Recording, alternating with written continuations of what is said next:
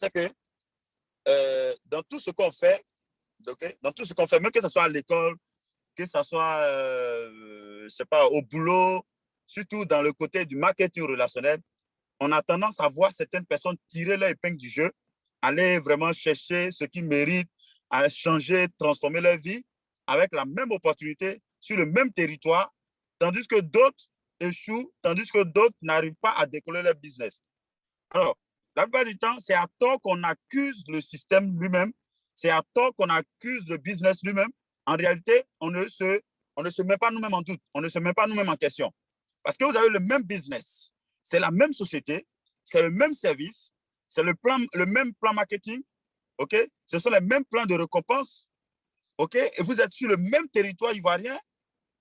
Et pendant que toi, tu es en train de te plaindre, il y a certaines personnes qui sont en train de changer de vie, qui sont en train d'acheter des voitures, qui sont en train d'acheter des terrains, qui sont en train de construire des maisons. Et toi, ce que tu trouves à dire, c'est que le business n'est pas bon, ça ne marche pas. Non, ce n'est pas que le business ne marche pas. C'est plutôt toi qui ne marche pas. Il y a des choses que tu dois savoir. Il y a des choses que les autres font que toi, tu ne fais pas. Aujourd'hui, par exemple, je prends le cas, nous sommes sur le Zoom. Nous sommes environ 7 personnes sur le Zoom. Le Zoom est adressé à plus de 100 personnes.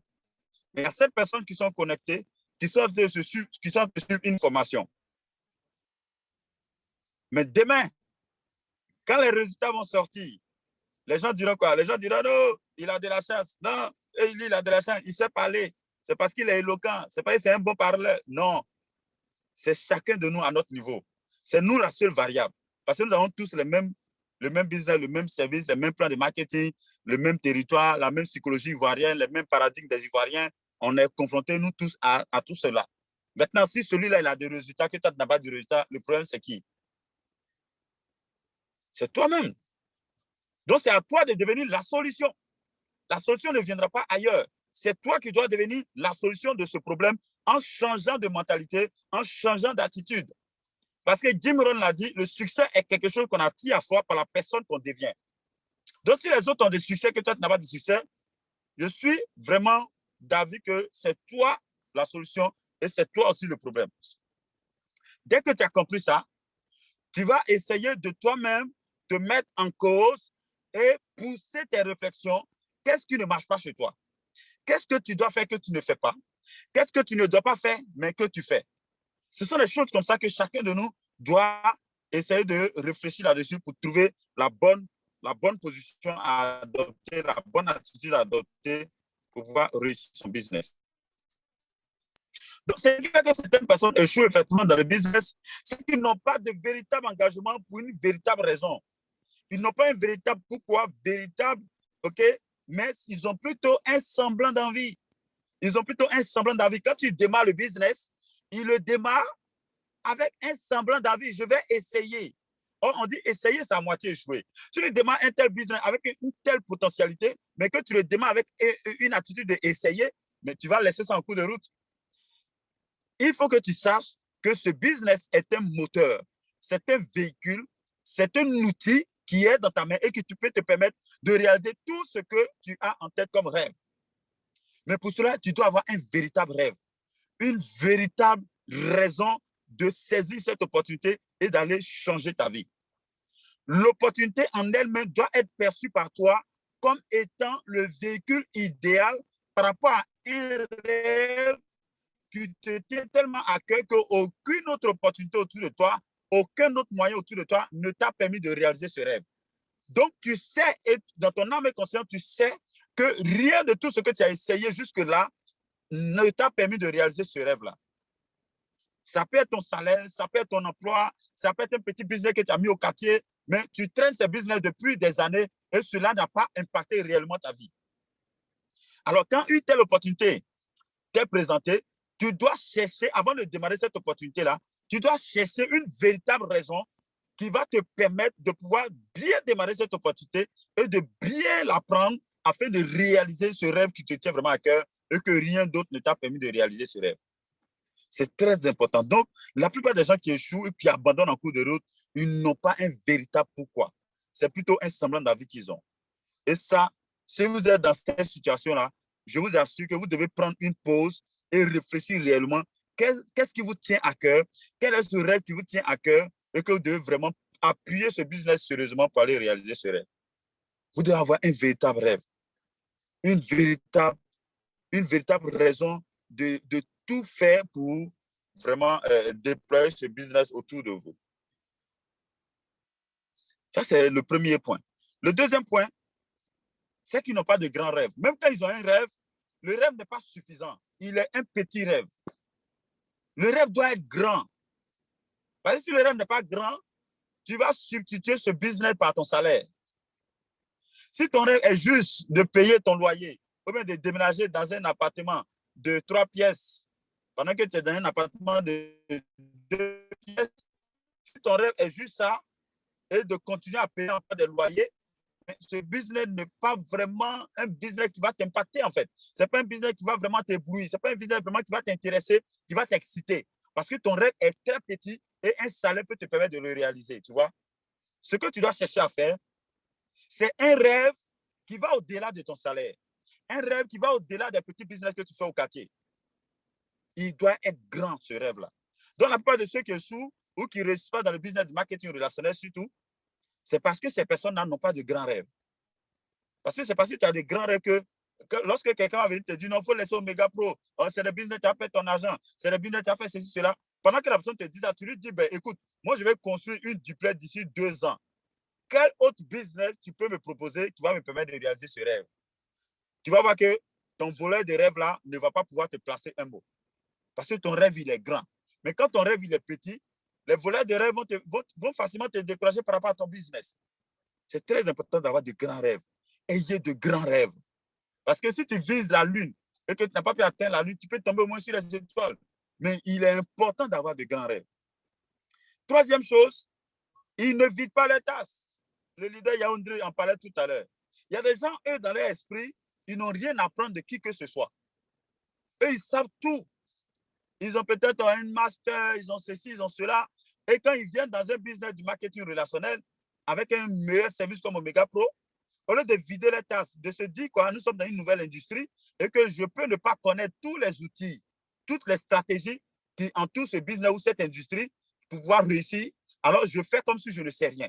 Je mets tout ce que je sais de côté, tout ce que j'ai appris à l'école, je mets ça de côté et je vide ma tasse afin de recevoir des dévanciers dans ce business. Et ceux qui échouent, la plupart du temps, ils sont tellement remplis dans la tête qu'ils ne veulent même pas écouter les petits formateurs comme nous. Donc, du coup, ils font avec leur ancienne stratégie, ils font avec leur système traditionnel et ils vont buter sur des échecs et des échecs et des échecs. Et après, ils sont obligés d'abandonner. Et ça ne marchera pas pour eux aussi. Ça, c'est une troisième cause. La quatrième cause que j'ai identifiée, ils ne font pas leur devoir et les sacrifices qui s'imposent à eux. Tout entrepreneur a un devoir à faire. Tout entrepreneur a des sacrifices à faire. Quand tu lances ton business, quand tu lances ton entreprise, dans un premier temps, ton entreprise va t'exiger des investissements. Ton entreprise va t'exiger vraiment un don de soi, de changer d'habitude. Avant, tu aimais dormir peut-être à partir de 21h, 22h. Mais après le moment où tu commences ton business, tu vois qu'à partir de 21h, 22h, tu dois lire des livres. Tu dois aller sur YouTube. Tu dois essayer d'écouter tout ce qui entoure ton business, mais de façon favorable, de façon positive, pour nourrir et entretenir ta foi dans ton business. Aujourd'hui, on parle des séminaires payants. Quand on parle des séminaires payants, c'est quoi? Il y a certains leaders qui veulent qu'on leur donne tout gratuitement. Mais si on te donne quelque chose gratuitement, tu n'auras même pas d'importance à accorder à ton business. Vous voyez? Aujourd'hui, quand on dit payer, par exemple, des tickets pour inviter des gens à des séminaires, il y a des gens qui trouvent que c'est trop leur demander. Ah, ça, ils se jouent des entrepreneurs. Nous avons la chance pour nous d'avoir une entreprise du 21e siècle telle que le marketing relationnel qui ne nous demande pas de louer des bâtiments, de mettre des fauteuils dedans, des ordinateurs, d'engager des secrétaires. Donc, ça veut dire qu'à ce niveau, on n'a pas de niveau de dépense à ce niveau-là. Tout ce qu'on nous demande, c'est Internet, c'est se connecter à temps au Zoom, c'est payer des tickets pour inviter des gens à des séminaires, pour les voir démarrer dans ton équipe. Et ça, c'est encore trop leur demander. Et ces personnes vont se dire qu'ils sont en train de chercher à devenir multimillionnaires. Mais non! Être multimillionnaire, c'est la personne que tu deviens qui attire les millions sur toi. Donc, quand on dit que c'est un business où tu n'investis pratiquement rien, un business où tu peux démarrer de zéro, mais le zéro n'existe pas. Même Internet, il faut payer. Les données Internet pour te connecter, il faut payer. Avoir au moins un smartphone pour bien faire ton business, ça, c'est un investissement dans ton business. Donc, il y a des devoirs à faire. Il y a un sacrifice minimum à faire. Les gens ne sont pas prêts à le faire. Là, on a lancé une formation de leadership. Le leadership de résultats le 2 mai prochain. Il y a certains leaders dans les coulisses qui trouvent que non, on ne doit pas les faire payer. Le leader doit louer la salle, il va venir s'asseoir dedans, chauffer, et le leader va déployer sa gorge pour le... pas possible. Nous devons faire nos devoirs. Nous devons faire des sacrifices dans notre business. Parce que l'univers lui-même nous regarde. La façon dont tu prends ton business, l'attitude avec laquelle tu développes ton business, c'est ça qui t'apporte des résultats ou non. Donc, il est très important de noter ça. Si vous voulez échouer, alors ne faites pas vos devoirs. Si vous voulez échouer dans ce business, ne faites pas des sacrifices.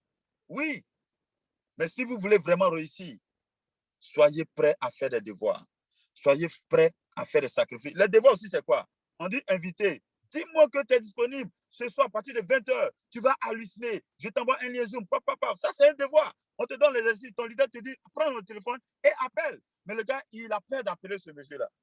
Il a peur d'appeler son ami. Juste pour faire cet exercice, ce devoir-là, il a peur.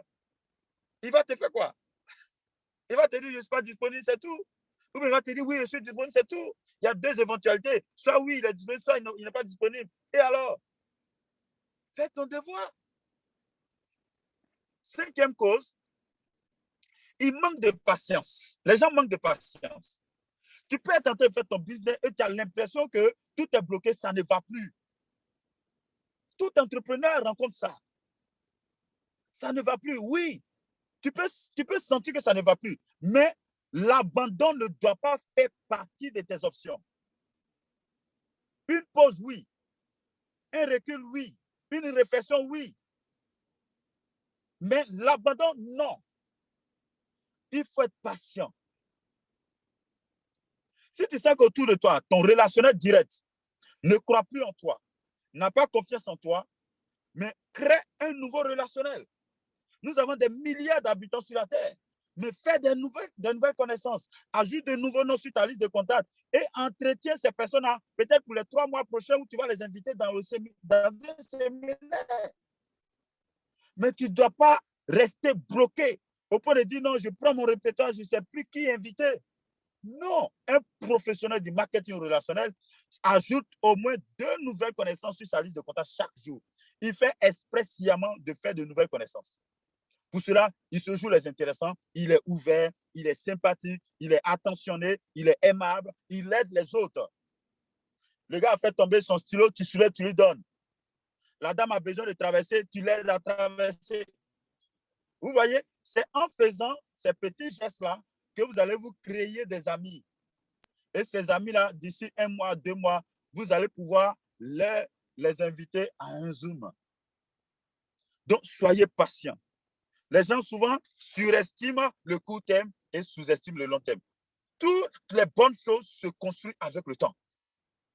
Donc, soyez patients et soyez engagés sur la durée.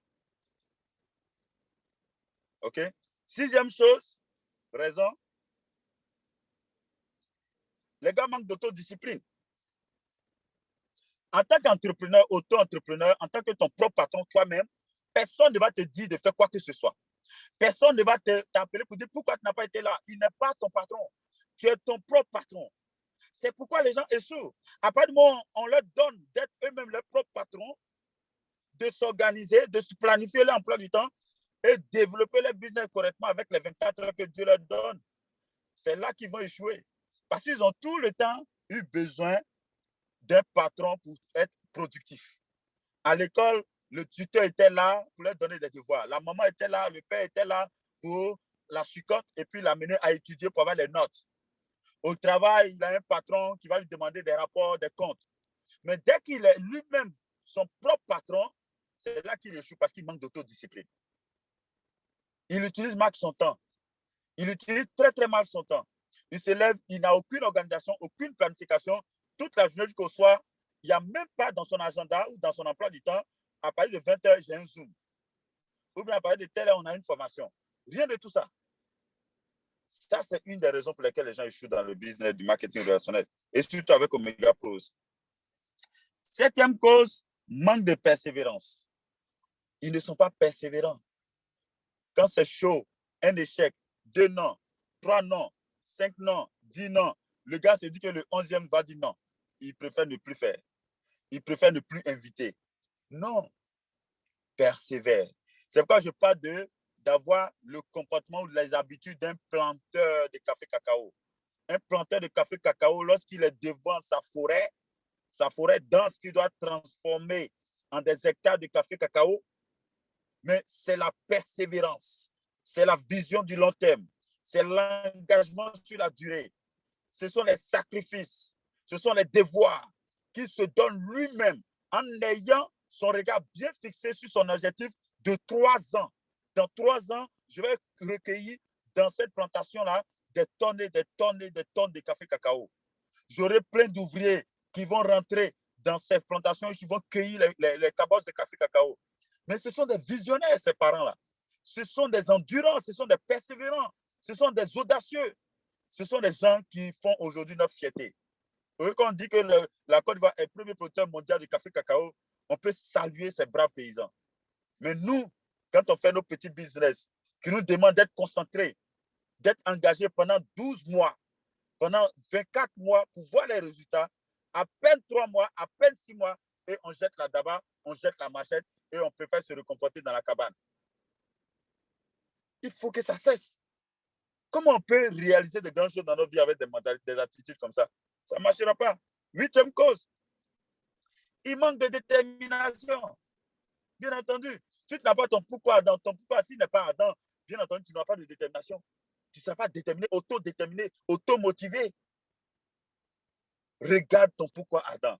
Tout ça là, le problème de tout ce que tu as cité là, c'est le pourquoi Adam. Quand il n'est pas suffisant, il ne peut pas entraîner la persévérance, il ne peut pas entraîner la détermination, il ne peut pas entraîner l'autodiscipline, il ne peut pas entraîner toutes ces choses. Le véritable point focal de toutes ces choses, c'est le pourquoi ardent. Quel est ce rêve qui te tient tellement à cœur que tu veux réaliser ça ici avant de mourir, avant de quitter cette terre? Chaque seconde qui passe compte, chaque minute compte, chaque heure compte. Vous voyez, c'est très important. 9e cause d'échec, il manque d'engagement sur la durée. Ils ne sont pas engagés sur la durée. Et tout ça pour quelle cause? Pour troquer son pourquoi Adam. Ce semblant de rêve qu'il a eu là, en réalité, quand c'est chaud, il va jeter ça à la poubelle. Il va mettre ça au placard. Il n'est pas engagé sur la durée. Or, les bonnes choses là, c'est par rapport à ton engagement sur la durée, ton endurance, ta focalisation. C'est ça qui plus tard va te donner les résultats. Et c'est ça la 10e cause. Les gens ne sont pas focalisés. Ils ne se focalisent pas. Vous voyez, il faut être focalisé sur ton objectif. Tu as défini ton objectif, il est Adam. Rien ne peut t'empêcher de poursuivre cet objectif. Rien ne peut t'amener à rebrousser chemin par rapport à cet objectif. Tu es vraiment engagé, tu as fait un vœu de fidélité par rapport à ce rêve que tu as nourri toi-même. Comme une femme qui décide de porter un enfant, elle doit s'engager pendant 9 mois. Il y aura des coups, il y aura des nausées, il y aura des difficultés, il y aura une zone d'inconfort même par rapport à comment elle va dormir sur le lit. Elle ne peut plus dormir sur son ventre et toutes ces choses. Mais elle a dit, elle a décidé d'avoir cet enfant dans 9 mois. Elle s'engage. Elle est focalisée dessus. Elle change ses habitudes, elle change ses nourritures, elle change ses choses. Parce qu'elle doit préserver un bébé. Il faut qu'on change ces choses. 11e chose, ils sont trop égoïstes pour construire un réseau de marketing de réseau. Ils sont trop égoïstes. Vous savez, c'est quoi j'appelle l'égoïsme? C'est un gars qui se dit, ben écoute, mon parrain là, quand je parraine les gens, ils gagnent sur moi. Ils gagnent, ils bouffent. Donc le gars il est tellement égoïste qu'au lieu de regarder ce que lui il gagne, il préfère regarder ce que son parrain va gagner sur lui. Mais c'est normal que tu ne puisses pas développer le business marketing de réseau. Pourtant, un tel gars, lorsqu'on lui donne un petit poste dans un emploi, dans une entreprise, et qu'il est même peut-être un stagiaire, il ne se rappelle pas que tout le boulot qu'il fait là, c'est son patron direct aussi qui gagne plus. C'est son DG qui gagne plus.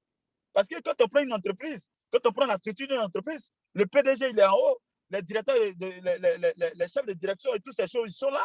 Ensuite, on a les chefs de département, ensuite, on a les chefs de service, ensuite, on a les employés, les agents de maîtrise et tout ça, jusqu'à ce qu'on trouve les vigiles.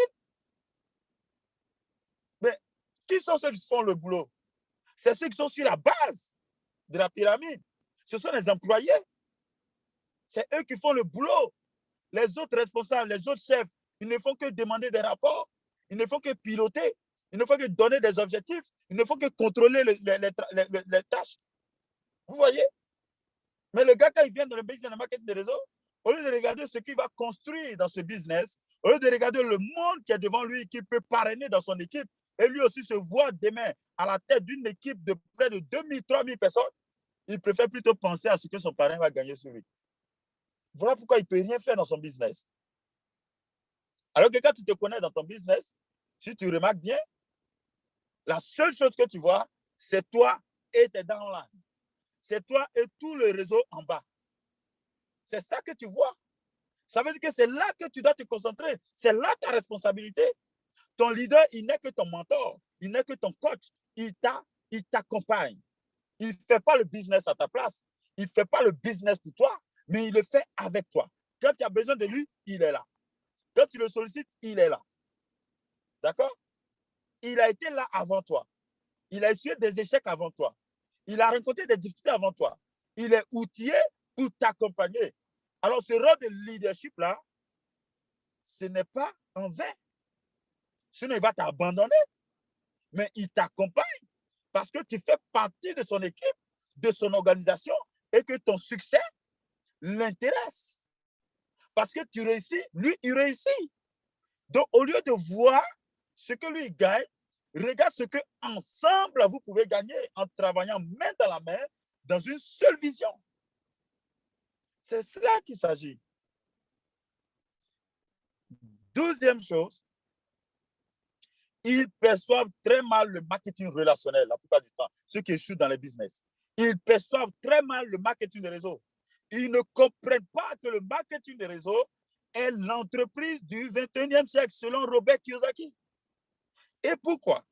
Regardez, on va comparer ces structures qui sont là. J'en parlais tout à l'heure. À gauche, nous avons l'organigramme d'une entreprise traditionnelle. Nous avons le PDG, M. Alain Michaud. En bas de M. Alain Michaud, nous avons 3 filleuls, si je peux les appeler comme ça, mais 3 collaborateurs directs. Il y a Nathalie Richard, qui est directrice administrative et financière, elle est DAF. Il y a Marc Ribou, qui est directeur marketing des ventes. Et à droite, nous avons Hélène Loiseau, qui est directrice des ressources humaines. En bas de chacun d'eux, il y a des collaborateurs aussi. On prend le cas de Marc Ribou.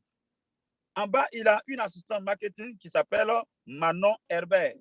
À droite, il a Juan Martinez, qui est responsable des ventes. Vous voyez, quand on compare ces structures, si on doit descendre encore, vous allez voir encore le responsable des ventes, il a aussi une équipe de vendeurs qui sont aussi à sa charge de tout ça qui va piloter. Donc, si on veut traîner cet organigramme-là, vous allez voir que c'est une forme pyramidale. N'est-ce pas? Qui sont ceux qui font le boulot? Qui gagne plus dans tout ça? C'est le PDG. Mais qui met sa main dans la boue? C'est ceux qui sont en bas. Vous voyez? C'est ça la réalité de l'entreprise traditionnelle. À droite, je compare à une entreprise de marketing relationnel. Nous avons M. U. M.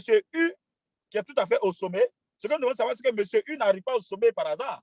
M. U commence, pendant qu'il est seul, il est en bas. Il va chercher à contacter A et B pour leur présenter son business. Quand il contacte A et B, que A et B rentrent dans la vision du business, ils vont s'associer à M. U et M. U a ses premiers partenaires.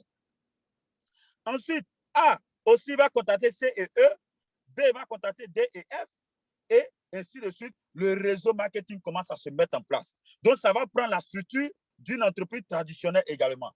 Voilà pourquoi c'est une entreprise réelle. La seule différence, c'est que B, qui a été parrainé par U, peut gagner beaucoup plus d'argent que U lui-même. Pourquoi? Parce que B travaille de façon synchronisée avec toute son équipe et il crée plus de volume que U. U, par exemple, peut être handicapé sur le côté du A. Donc, B, qui est plus équilibré dans son réseau, peut gagner plus d'argent que U. Alors que dans le cadre de l'entreprise traditionnelle, le PDG ne peut jamais gagner moins que tous ceux qui sont en bas de lui. Il ne peut jamais gagner moins. Il va toujours gagner plus. Vous voyez? Donc, les gens perçoivent tellement le marketing relationnel. C'est pourquoi ils n'arrivent pas à développer ça correctement. Donc, en tant que leader, nous avons le devoir d'être des gens qui vont éclairer la lanterne de ceux qui comprennent mal le business du marketing relationnel, avec des exemples pratiques comme celui-là. Alors, pourquoi le marketing de réseau est une entreprise? Alors, une entreprise traditionnelle, si on veut prendre le cas d'une entreprise traditionnelle, une entreprise a pour rôle principal de manager une équipe ou un personnel pour réaliser les objectifs en termes de vente, en termes de croissance de sa part de marché, tout en s'assurant de réaliser des résultats financiers positifs pour les actionnaires. Ça, c'est la fonction principale d'une entreprise traditionnelle. Maintenant, prenons une entreprise de marketing de réseau. Une entreprise de marketing de réseau, c'est une entreprise commerciale. Sa vocation première, et je dirais même unique, c'est de créer du chiffre d'affaires pour la société partenaire avec qui elle travaille. Donc, leur rôle, c'est de recruter le maximum de vendeurs possibles, le maximum de marketeurs possibles, qui sont à la fois des clients d'abord, qui vont acheter le produit ou le service que l'individu lui-même a déjà expérimenté et qu'il va recommander à son entourage. Donc, de recommandation en recommandation, de bouche à oreille, il crée une structure qui prend la forme d'une entreprise, une structure pyramidale qui prend la forme d'une entreprise traditionnelle, bien entendu, nous l'avons vu tout à l'heure, et par ricochet, ce qui fait la bonne nouvelle dans l'affaire, c'est qu'il peut recruter des gens de partout, de n'importe quel pays où il a envie de recruter. Et les volumes de ventes qui se réalisent dans ces pays-là, dans ces localités-là, comptent automatiquement dans le chiffre d'affaires de l'entrepreneur MLM. Donc, tout ce qu'ils ont à faire, c'est de chercher des clients pour l'entreprise partenaire. Vous voyez? Donc, si on veut comparer réellement avec une entreprise traditionnelle a plusieurs fonctions. Il y a la production, il y a les ressources humaines, il y a beaucoup de choses, d'accord? Et puis, ils ont aussi le volet commercial. Le volet commercial, sans quoi l'entreprise ne peut pas vivre. Parce que si tu fabriques des produits que tu n'as personne pour les vendre, tu ne peux pas vivre pendant longtemps. Tu vas faire faillite. Alors que nous, ici, dans la partie MLM, nous n'avons pas, notre seule mission, c'est de chercher du chiffre, c'est de chercher des ventes, c'est de chercher le chiffre d'affaires. Côté finance, tout ça, ce n'est pas notre problème. Vous voyez la différence? Donc, le marketing relationnel est au cœur même, normalement, de l'entreprise traditionnelle. Parce que c'est un pan important de toute entreprise traditionnelle qui consiste à vendre les produits ou les services et avoir sa part de marché qui va croître et qui va générer des bénéfices pour les actionnaires. Donc, les gens échouent parce qu'ils ne comprennent pas que le marketing des réseaux, c'est vraiment une entreprise à part entière et qui vraiment donne beaucoup d'opportunités, beaucoup de possibilités. Et pour cela, l'avis d'un expert compte. Robert Kiyosaki, dans École des affaires, pour les gens qui aiment aider les gens, il en a parlé. Il a parlé du marketing relationnel comme étant l'école des affaires. Dans son livre, Avant de quitter votre emploi, Robert Kiyosaki, par exemple, nous conseille d'intégrer une entreprise de marketing relationnel pour apprendre à vendre, pour apprendre à aiguiser nos habiletés en tant qu'entrepreneur, contacter un client, prendre des rendez-vous avec un client pour présenter nos produits. C'est ce que les gens font dans les entreprises traditionnelles.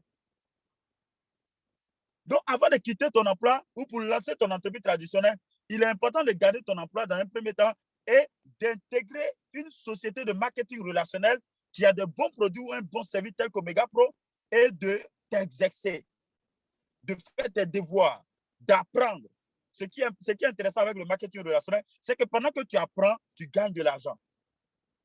Tu te perfectionnes au fur et à mesure et tu gagnes de l'argent. Et dans les années à venir, tu deviens un expert, un coach, un leader, un mentor dans le secteur du marketing relationnel.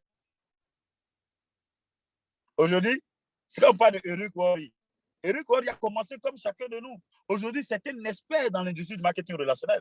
Il forme des milliers de personnes à Las Vegas chaque année. Les amis, c'est à vous de jouer. C'est à vous de jouer, de faire échec à l'échec dès maintenant. C'est à nous de le faire. Si on a bien compris tout ce que j'ai partagé, nous devons prendre chaque point et adopter le contraire dans notre comportement.